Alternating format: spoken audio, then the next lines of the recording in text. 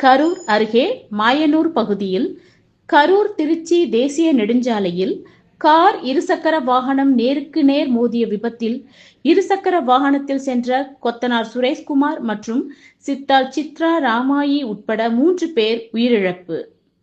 மணவாசி பகுதியில் கட்டிட வேலைகளை முடித்துவிட்டு ஒரே இருசக்கர வாகனத்தில் கொத்தனார் சுரேஷ்குமார் மற்றும் சித்தாள் சித்ரா ராமாயி உட்பட 3 பேரும் வீடு திரும்பிக் கொண்டிருந்தனர்.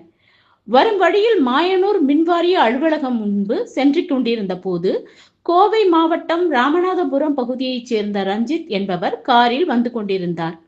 அப்போது முன்பாக சென்ற பேருந்தை முந்திக் கொண்டு செல்ல முயன்ற பொழுது இருசக்கர வாகனத்தில் மோதி 3 பேரும் தூக்கி வீசப்பட்டனர். இதில் கை கால்கள் சிதறி உடல் நசுங்கி சம்பவ இடத்திலேயே 3 பேரும் பரிதாபமாக உயிரிழந்தனர். தகவல் அறிந்து சம்பவ இடத்திற்கு வந்த போலீசார் உடலை கைப்பற்றி பிரேத பரிசோதனைக்காக அனுப்பி வைத்துவிட்டு விபத்து ஏற்படுத்திய கார் ஓட்டுநர் ரஞ்சித் என்பவரை விசாரணைக்காக மாயனூர் காவல் நிலையத்திற்கு அழைத்துச் சென்றனர்.